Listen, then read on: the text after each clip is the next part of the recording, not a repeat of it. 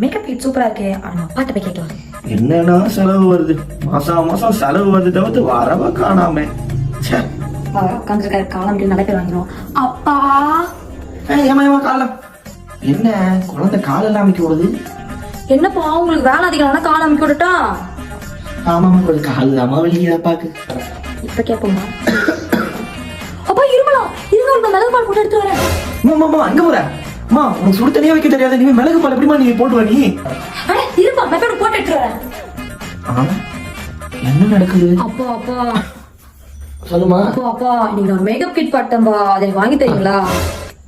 ஓ தெரியும்.